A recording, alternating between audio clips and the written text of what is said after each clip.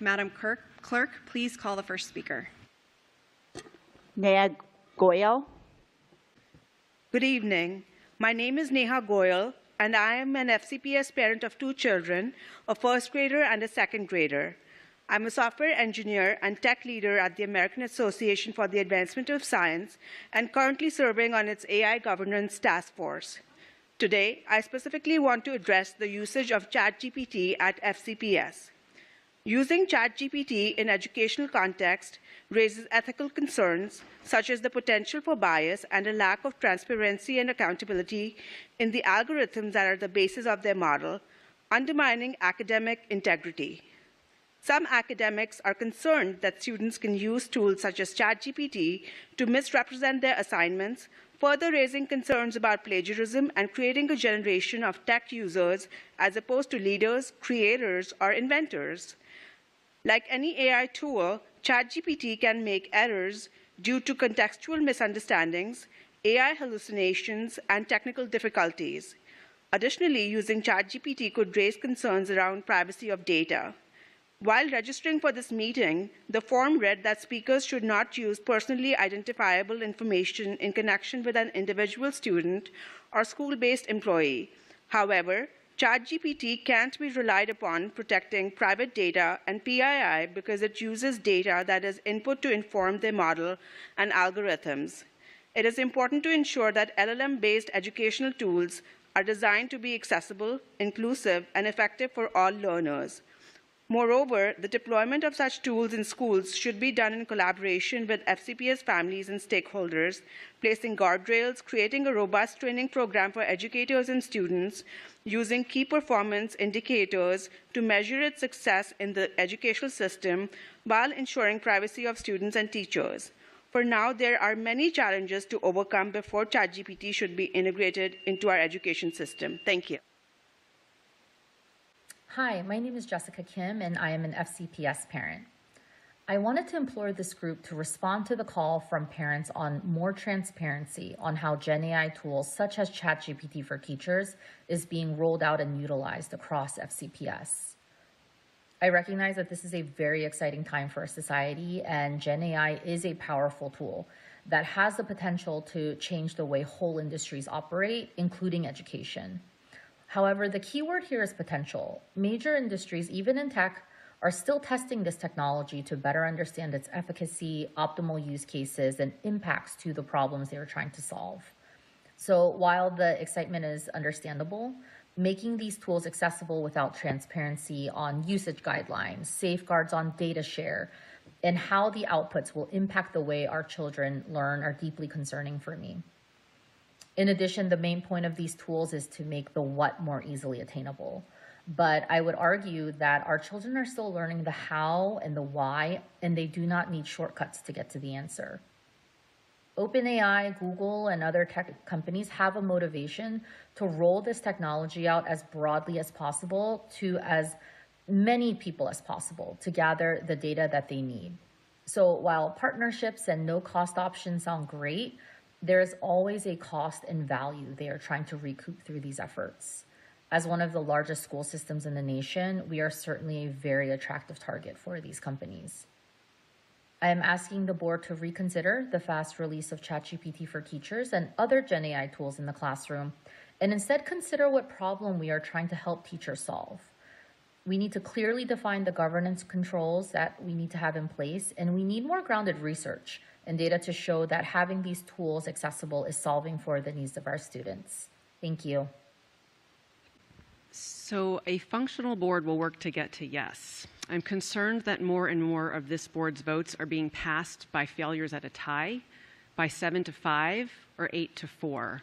This shows that collaboration is not happening. I'm also concerned that the focus of the work of this board is not progressing when it comes to our own approach to the work. A conversation about advisory committees is clearly needed. If this vote passes, it will be the second advisory committee in the 2 years of this board. We should be talking about how to have input that residents are clamoring to give us, such as for AI and technology. Some of the community conversations that you've hosted, and many times people are coming to speak about a very specific issue to them. But when it comes to making a decision around the district, I think there's some more efforts that could be made a little bit more broadly, because these are all very small quadrants. We still have 180,000, almost 180,000 students and their families, so there's an opportunity for greater outreach, because we've sat here where we've heard, particularly in December 18th, dozens of parents came and spoke, and some even tonight, about the AI rollout. Like, when do we engage them in that? Because that's a huge and impactful activity to their student.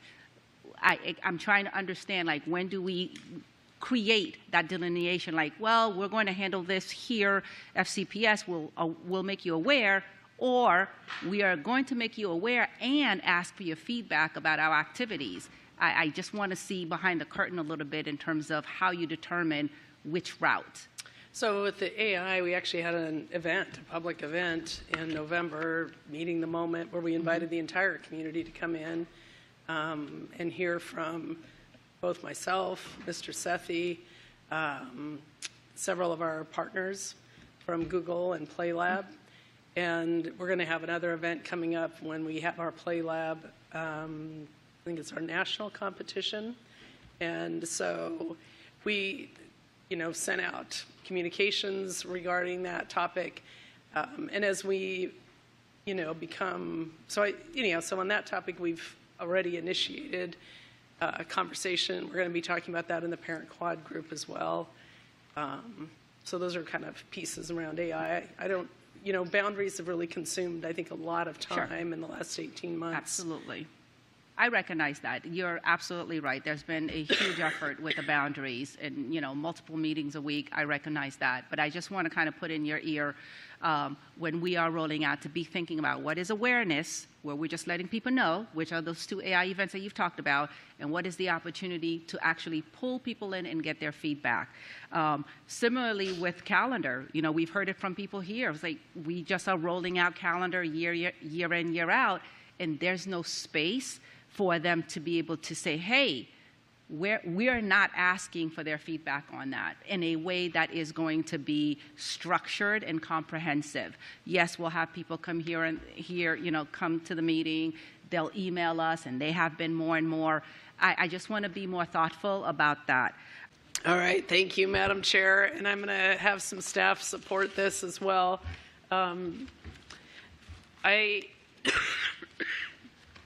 I want to start by just giving a couple data points, and then I'm going to turn this over to Mr. Sethi and Dr. King. I know there's a concern around our partnership with OpenAI, and I also want to share that in thinking about the work that we're doing here in this partnership, it is important to note that currently, research indicates that 72% of teens in our amazing country are using AI or have used AI companions. And with really no guidance, direction in general, and really no safety guardrails around those today.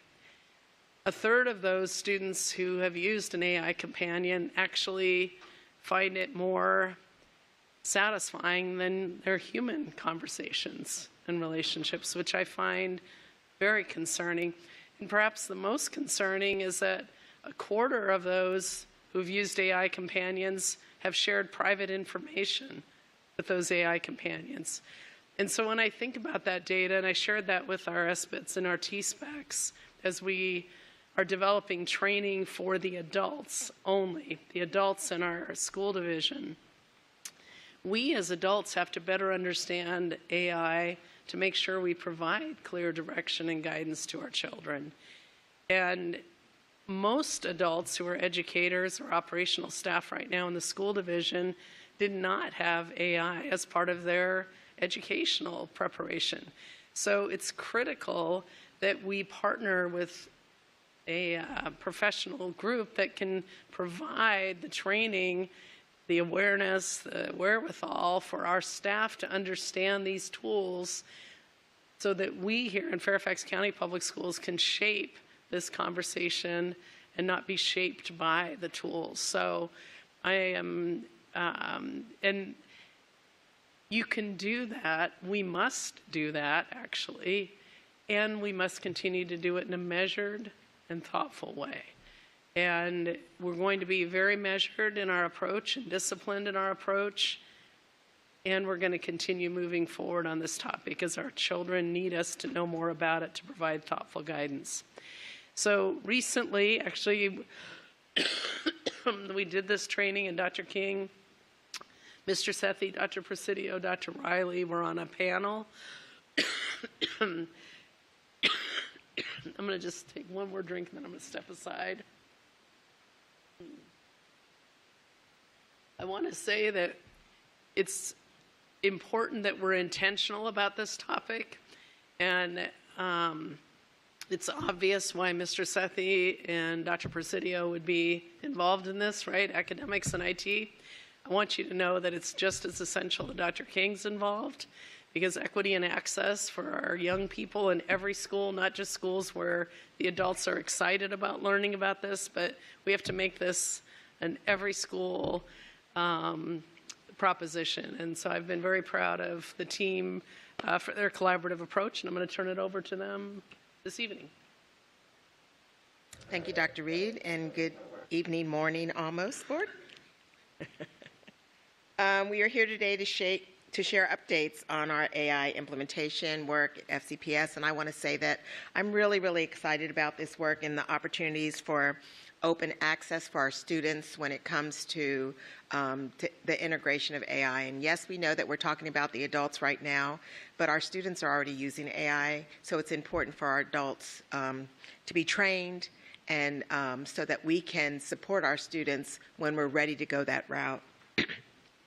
Why this work matters now? We believe that this is our Sputnik moment. We as a nation, as educators, need to acknowledge the world around us is changing faster than ever before. Jack Welch, the chairman of GE, believed companies must adapt quickly to change or face failure, famously stating, "Change before you have to." For us as a nation to be globally competitive over the coming decades, we must start building a deep understanding of emerging AI technologies. Only with deep understanding will we as educators be able to thoughtfully integrate AI into our curriculums. Our guiding principles create a starting point where innovation, next slide please, I'm sorry. Thank you. Our guiding principles create a starting point where innovation must align with what matters most: human connection, legal standards, and ethical practices. In this journey, we can choose to collaborate with the top AI labs, building and shaping the learning tools to always protect our children from the harms and the biases that can happen and be passive partners. Ensuring that our thinking as educators is reflective in the tools we enable our children to interact with them. Our IT procurement and legal teams ensure that before any AI tool reaches the classroom, it goes through our vendor evaluation cycle. Privacy is non-negotiable. FERPA compliance is first always. FCPS also requires vendors with access to student data commit to FCPS data privacy agreements. This isn't a fast process. Like Dr. Reed said, it's intentional. Our team has had multiple engagements with the community on this topic over the past year. On October 7th, the school board hosted a work session where we discussed the topic in depth. Our leadership team, along with external experts, provided updates and responded to school board inquiries. Our presenters shared ways in which AI is continuously and fundamentally transforming our world, affecting both the workplace force and education. I want to take a moment to share that Sam from OpenAI, during his presentation, shared how you can use the tool to have a conversation with a parent about their kid in whatever language we need them to have. And in that moment, I was reflecting of my time in principal and how I would have to wait for my parent liaison or the support services to be able to have those conversations, and how exciting it would be for our parents to be able to communicate with them in the moment using a tool so effectively. Following the school board work session, our IT team worked to set up a public night on the topic of AI on November 3rd, and many of you were there. We hosted our first community event, Meeting the Moment. The event hosted an interactive expo where the community explored innovative AI tools. Dr. Reed also shared our strategy and thinking around AI tools, evaluations, and all approved AI tools must undergo, again. Critically, the tagline that emerged, which continues to define our work, is FCPS is meeting the moment with AI, leading with humanity. I'll turn it over to Philippe Goffin. We want to highlight, next slide. We want to highlight the key partners bringing leading AI technologies to FCPS. Google, with its unwavering commitment to providing safe and secure AI tools that builds upon a deep and long-standing partnership with them. PlayLab, which focuses on creating with AI, which is different than consuming with AI, amplifying student imagination and innovation. And this product and the capability Dr. Reed mentioned earlier is going to materialize when our students come together in a competition, which is we're really excited about. They have such innovative ideas in the hopper right now. This is in mid-February. Everyone is always invited. It's a public event. And the last one, ChatGPT for Teachers, which materialized this December, is a version of ChatGPT designed for education institutions, prioritizing privacy and security for education use. As we had mentioned a little bit earlier, and we want to certainly commit to it again, all our vendors who have access to sensitive data must commit to FCPS data privacy requirements and have gone through legal and procurement reviews before they can be brought into the environment and used with our student data. Next slide. Staff training opportunities. We want to build capacity for this work, and we must invest substantially in staff training. With the initial uptake provided as optional, staff-paced, and online training, we are now rapidly working to provide targeted training opportunities for key tech support staff at schools. We just mentioned earlier on January 6th, which was actually this Tuesday, we hosted an event for our SPITs and T-Specs where we had this opportunity to debrief with them and share some training. We'll also be doing similar training for our building leaders very shortly at the next ACPM. By blending these facets, we are bridging the gap between knowing and doing. We'll continue to scale up training for adults, ensuring AI literacy is universal and supporting all at FCPS. Next slide. We're also excited under Dr. Reed's leadership. We will be forming a FCPS think tank, a high-impact advisory body that will report directly to the superintendent. We need recognized leaders from diverse fields, business, academia, ethics, technology, and community advocacy to participate in this, and we join them in building something unprecedented together, a national model for AI in education that puts humanity first. Thank you. Last slide. Thank you, guys. We're going to kick things off with Dr. Anderson and then Ms. Dixit. Thank you. Just a very few comments. As I shared with Dr. Reed during many conversations, I'm very excited about this possibility. This is a thing that, it could really change so much of the way that we do business. And I'm always looking for ways to reduce the workload on our teachers, particularly because we're asking them to do more and more. And also, I'm very guilty. I use AI just about every day. As of the last probably 5-6 months or so, I live with a person who's been using it every day for years, and their organization has devoted many, many resources in order to do that well. And when I was asked that, what's your AI department? I'm like, we don't have an AI department. We have an IT department. He's like, but these are different things. If you don't have an AI department that's going to connect it to instruction, connect it to planning, connect it to even IT, you're not doing this right. But we're also not Lockheed Martin. We don't have, $15 million to dump into an AI department. So I realized that. On the other hand, we have this concern that's just been growing and growing with parents who are reading about how kids are involving themselves with chat boxes, and then they're self-harming and they're not engaging. And that's the worry, that's the balance that we need to walk. And we have teachers who want nothing to do with AI because they are very concerned about academic integrity. We have some that are ready to get started.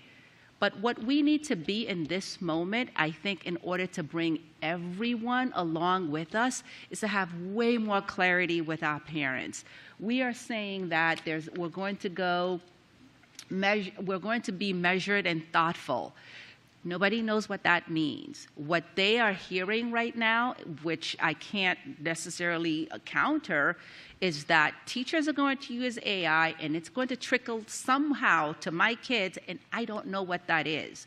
What is that measured approach? What is that thoughtful approach? Articulate that so people can see.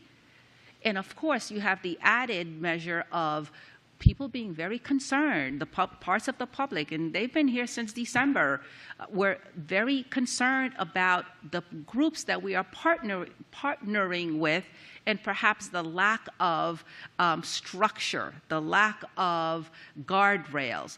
Those are the things that I think we need to tick off before we move forward. But I'll pause and hear your thoughts. Yeah, thank you for raising that. We're also in the process of crafting an AI website presence that will be able to articulate responses to much of what you've raised.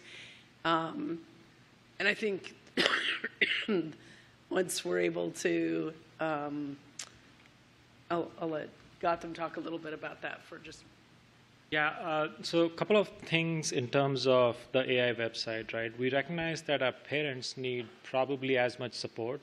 Not every family has someone who's been devoted to this, so there is a lot of understanding and sometimes lack of.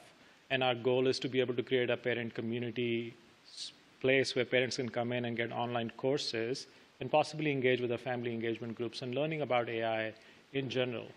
And you can see the intentional, deliberate work in our focus on getting the adults in the system trained up.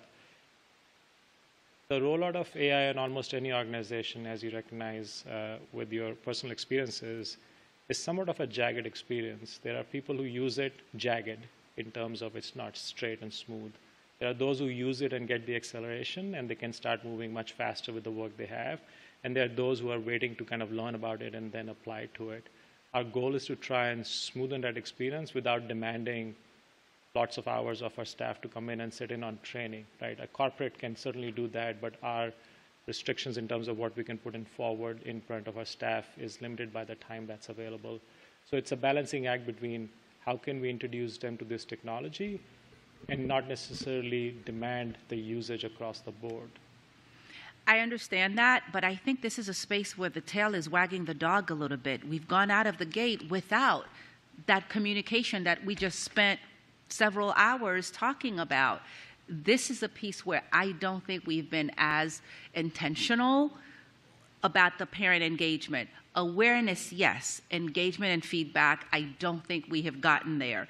And we could do a little bit better to partner so that we don't have this kind of resistance that is moving forward. And when teachers are utilizing this, what does this mean? Again, what are the guardrails? What are teachers utilizing this just for themselves and nothing will come to students? Are parents going to be able to opt out if they do not want or they're not yet comfortable with how we are rolling this out in order to have their children not participate? Is that an option?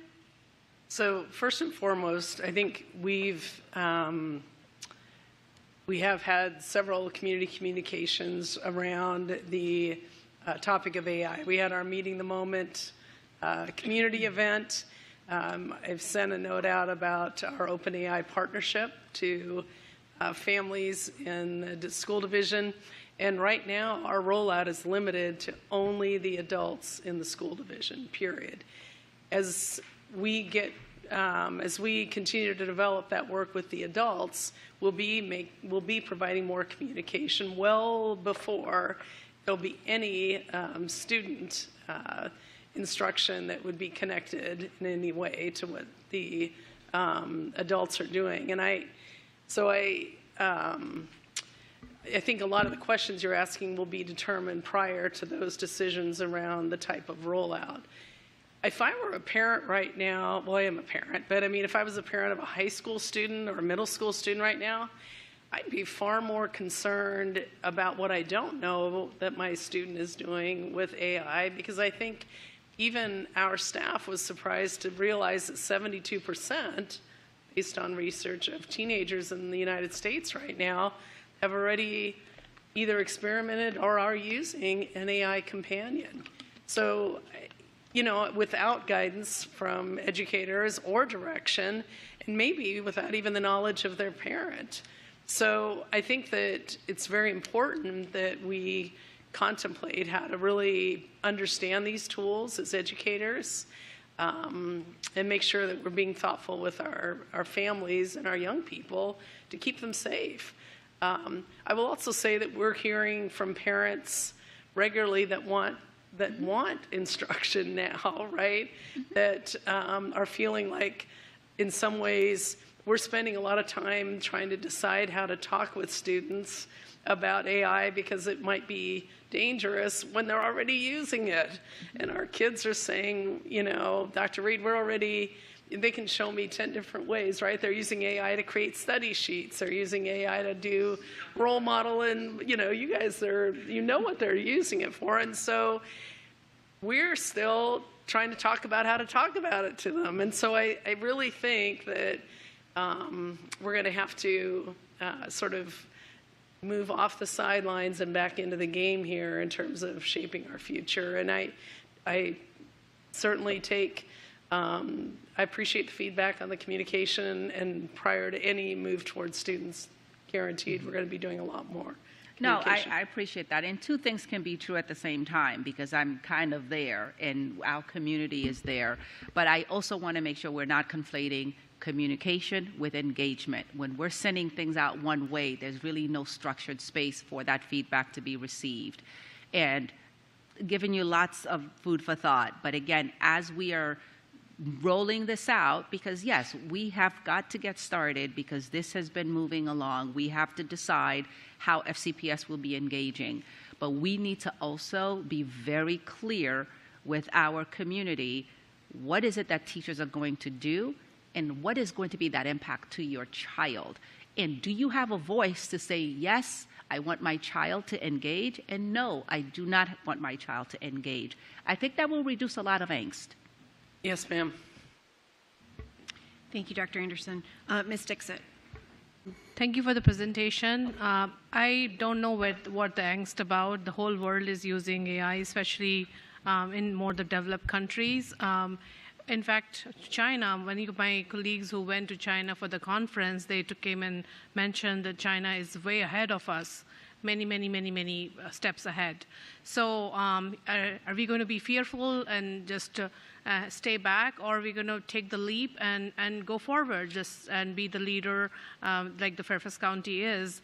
So I'm very supportive of this initiative, especially for our educators. If we can support them in any way we can to reduce their workload, almost is like, you know, giving them extra tool, just like, you know, when we're writing emails, we're using Gemini and ChatGPT, and it just saves like a little bit of time just them to formulate the email better than just typing it up in, you know, and proofreading it and all that stuff. So I always feel like that, Dr. King, you made the comment that you can talk to the parent right in that language and translation can happen. It can save so much time. And a lot of our Hispanic community, Arabic-speaking community, which is you know, will benefit out of that, which is, you know, you constantly don't need a translator and wait for them. I almost want in the future that we have customized planning for each student, the way they can learn, and that AI can help with that. As you know, every student learns differently. We have right now one basically package for all. And this is the direction I think we will go as a nation, that AI will be used in much more things than what we are just seeing right now. So I'm very excited, and I want to see us progressing in that direction. And I just had a question. Did you just say Sam, like you know him on personal basis? Name is Sam. Oh, different Sam. No, Sam was the representative from OpenAI. So, Okay. Yeah. Sam at OpenAI. Oh, When said you what? said Sam OpenAI, I was like Sam Altman. Oh, no, not that Sam. I'm sorry. Okay, thank you so much. Thank you. Ms. Marin. Thank you, Madam Chair. Dr. Lee, Mr. Moon. Ms. Marin's turn. I have you on the list, though. You could, it's okay if you already started. Okay, after me. Okay, thank you. So like financial management and capital facilities, AI needs to become part of our regular cadence of work for the school board. There's no question FCPS must address the role of AI in all aspects of our school division. So I wanted to share some reflections on what I'm seeing. I'm seeing the superintendent be visionary and realistic. I see how she wants FCPS to be the leader. I'm aware that our Chief Technology Officer has been working on AI since 2022. I hear the superintendent citing research that children already are using this technology on their own, unfacilitated, and as such that we can't wait to take action. I hear the superintendent saying that, quote, rollout is limited only to adults in our school division, period. I have two responses to that. What I think the superintendent and her staff are doing, that you're not connecting the dots on that parents equate that to, well, if the teacher has it, my child is experiencing it, either directly or indirectly. And I really, really hope you reflect on that. Because just because you say it's with the adults, parents do not think that that's where the line, it's just like a bubble. And AI is already being used by FCPS educators with students in elementary school, because parents have given me a lot of examples. I see no comprehensive communications plan to the board and to the community about what is happening next. I see no plan detailing what is happening now and what comes next, what comes after the OpenAI pilot with teachers. Where does the superintendent want to go next? I experience that the school board is not engaged by the superintendent thoughtfully or meaningfully in this work, and it's disheartening that this is a real theme in the work lately. I respect Dr. Reed, and I trust her expertise in educating children. However, she's not bringing the board along with her, and this will inhibit the success. And I observe that the school board is not aware of what's being rolled out in our schools. So I want to ask a question or two. Dr. Reed or staff, please tell us about the pilot with 18 high schools in place since November, which you informed the board about via a paragraph in an email on December 12th and a 3-page description accompanying it. Tell us about the pilot. How were parents and caregivers informed about this? What are the 18 high schools? And which are the 6 to 8 schools receiving the more intensive approach? I'll need to get back to you on that.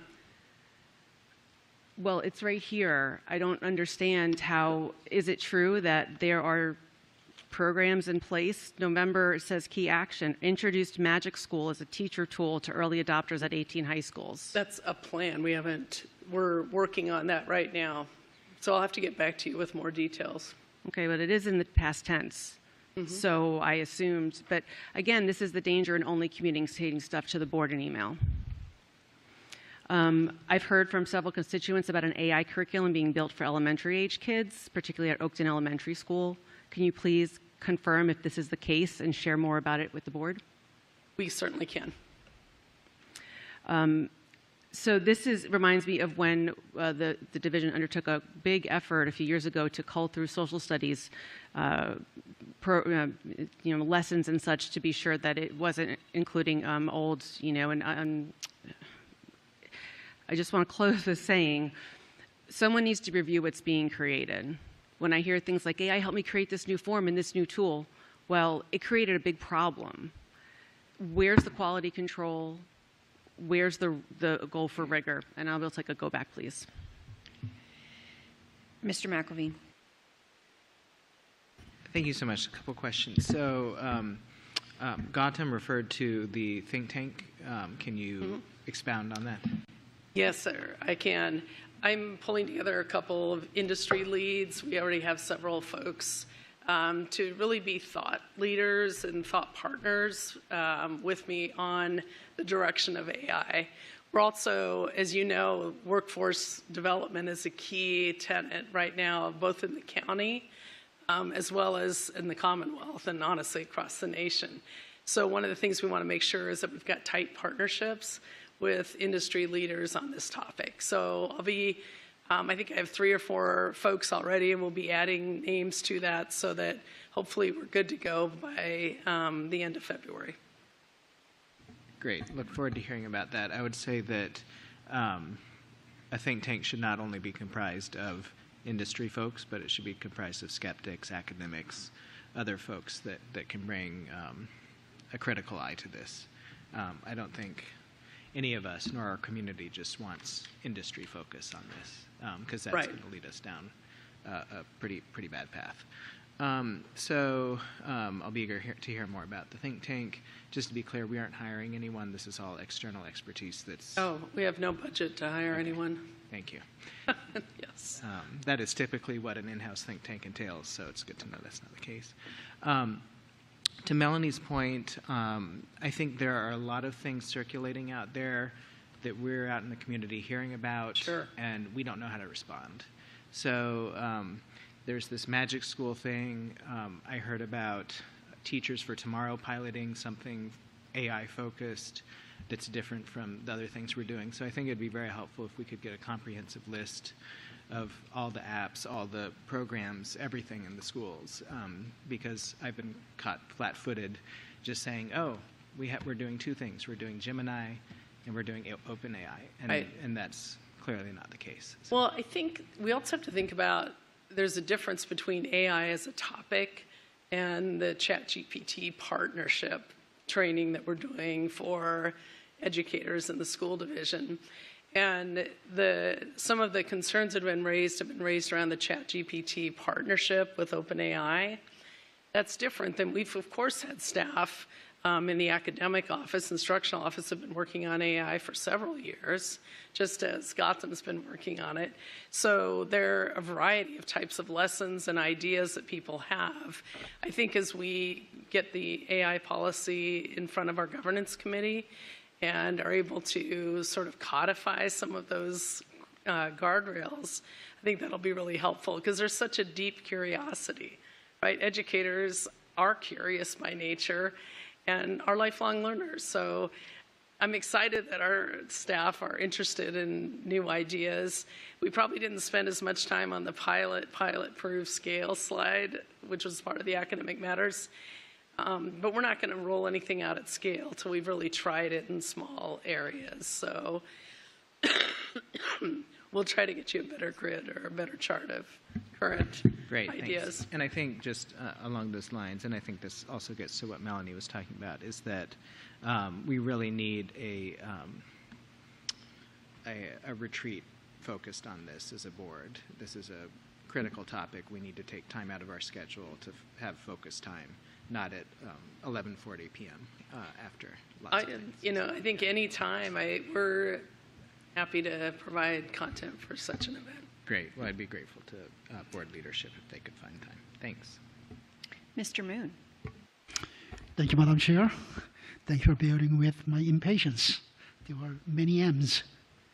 Thank you for the presentation once again, Dr. Ree. Looking at slide number 3, our guiding principles, I mean, I agree with all those guardrails. Having said that, could we find some concrete details under these guiding principles anywhere, or are they being developed and not available for any of us to see? Or I think those are the generic buckets. I don't know that there are items under that. I'll ask Mr. Sethi. I know that the teams, it's been a collaborative team, have been working on these. Yeah, we can certainly provide details on sort of our technical adoption steps, which have a strong depth and width in terms of how the vendors evaluated the security protocols, their privacy protocols. But the broader guardrails are sort of the intentions with which we go approaching tools. so those are available for our teachers to be guided by? The technical process of evaluation happens before the tool comes into the hands of teachers. So that is where we would check the privacy and the security boundaries of those tools before we will give it in the hands of the teachers. I think that these guardrails, if I might, Mr. Moon, are something that our IT department or our instructional department's using as they measure things that might be potential tools. I don't think this has gone out to teachers yet. I could be wrong about that, Gautam, but isn't this something that's more a central, yeah.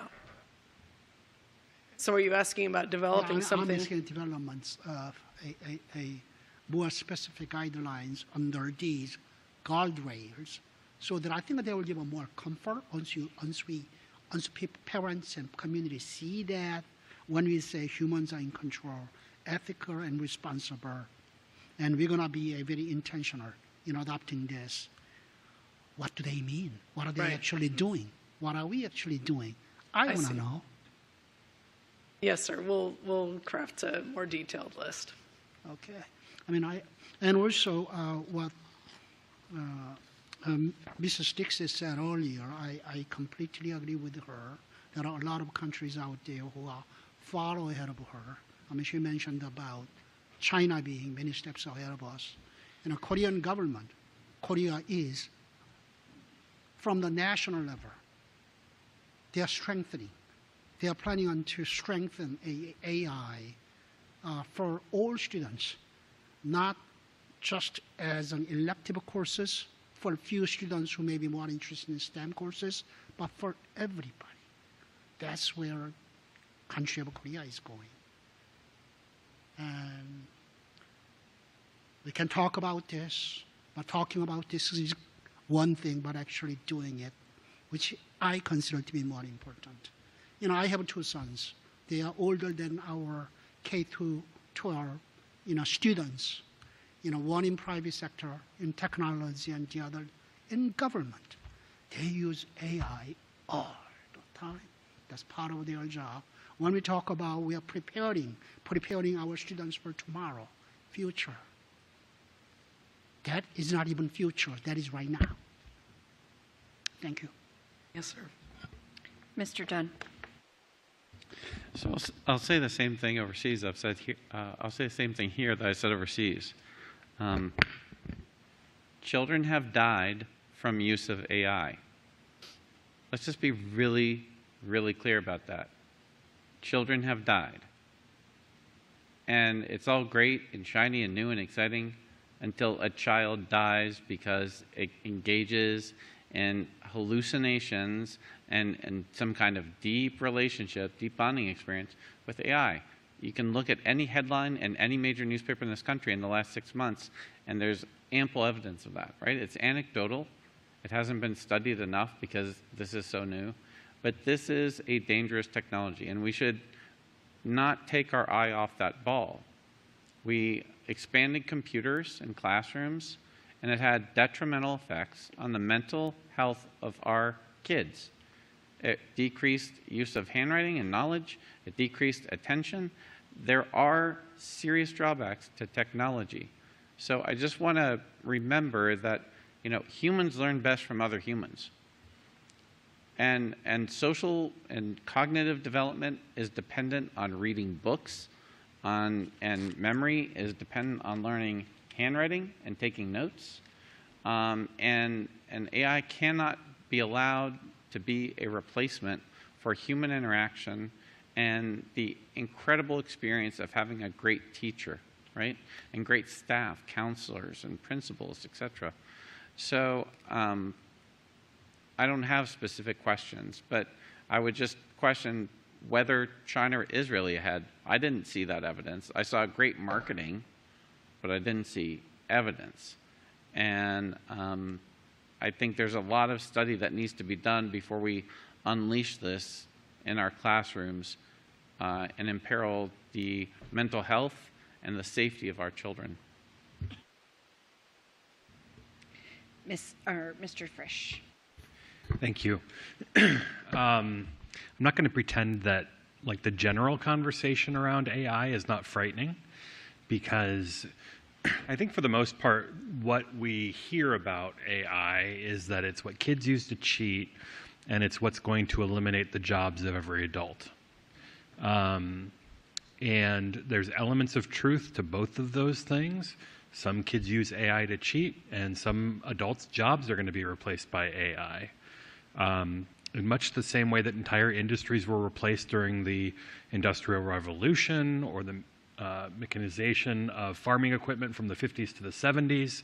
And it's frightening, especially for people like me who do a lot of writing for a living. But I can tell you there's a world of difference between people who know how to use the technology and people who don't know how to use the technology. And so when I worked on Capitol Hill, there were a lot of hearings about the internet. This was in the aughts. And watching policymakers talk about technology is painful, especially if they don't have a deep understanding of it. I like Mr. McElveen's idea about having a retreat where maybe we can learn more about the technology to take some of the opacity of it away. You know, we know that kids are using it, and we know that adults are using it. We know that teachers are using it, whether it is part of what they're encouraged to use or not. What I want is in line with what has been talked about. I want to ensure that kids are taught how this technology can be used safely, and I want adults to know the same thing. You know, my mother, my late mother, thought that my Facebook wall was an email box. And she would post the craziest, most personal things on my Facebook wall because she didn't get that it wasn't a private message to me. We need to prepare people for what the technology is so that they know how to use it in a safe way and they know what the risks are. You know, the Governor Youngkin's wife said maybe a year ago that we police every aspect of our kids' lives and then give them a phone with no restrictions. Cat's out of the bag. I would love to be an ostrich with my head in the sand and hope that this all goes away, because it is terrifying to think that in 40 years, many of the jobs that people we know have will be done by technology. But those jobs will be replaced by other jobs in other industries. And so I don't want to be caught flat-footed. I want to ensure that parents know exactly what we're up to and how that impacts their kids and how that impacts their kids' teachers and the cafeteria staff and the custodial crew, because everybody's jobs are going to be impacted by this at some point. And that AI is not just something that helps you write a paragraph. It is so much more. If all you know about AI is that it helps you write an email or a document or a couple paragraphs of text that you're struggling over, you know nothing about AI. We could all learn more. Thanks. Miss Lady. Thank you. And thank you. I share a lot of the reflections that Mr. Frisch just shared. And again, you know, as someone whose training is in counseling, you know, this has been scary for a long time. And it is scary data. And you open with this, Dr. Reed, that 72% of our kids are using AI as a companion. And of those, 25% think that that's better than a human companion.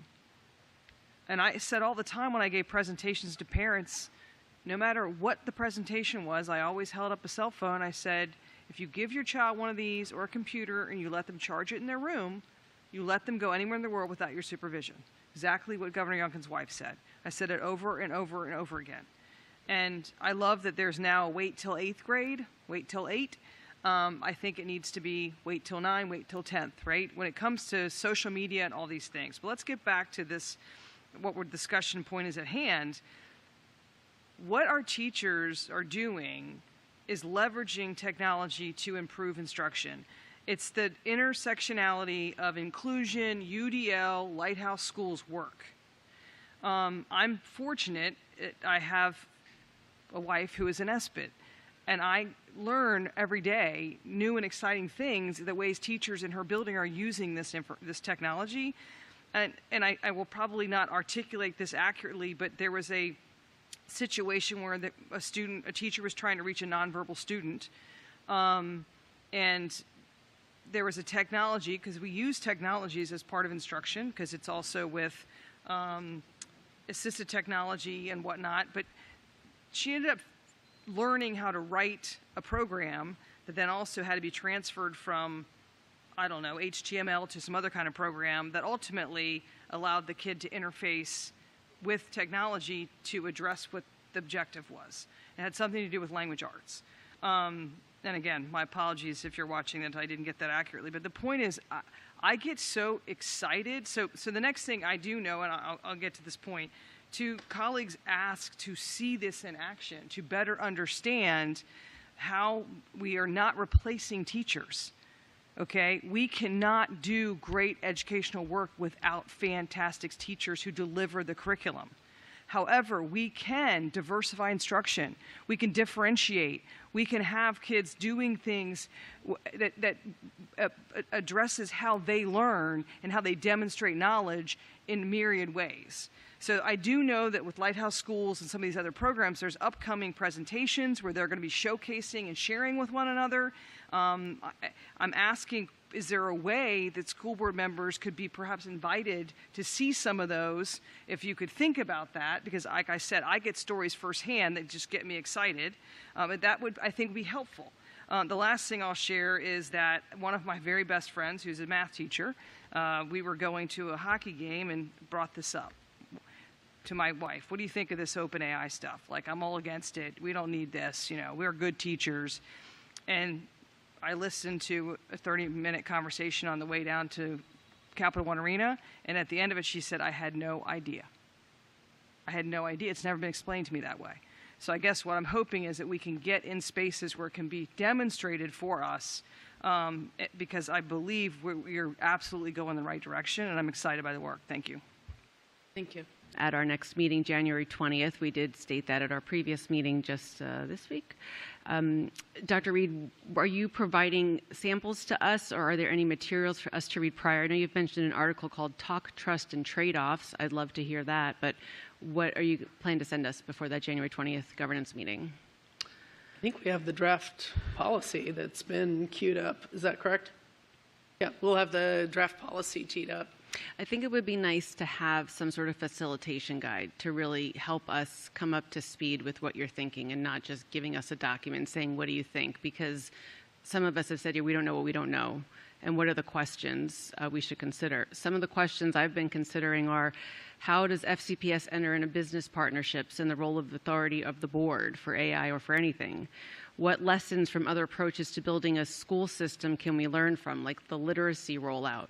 And again, the social studies curriculum, where the lessons were all over the place until we really went through with a rubric.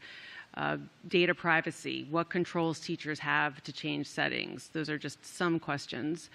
I also just wanted to refresh that the board is expecting a full list of the technology used for instruction as part of the EL-12 report on technology that's being delivered at the next meeting on January 22nd.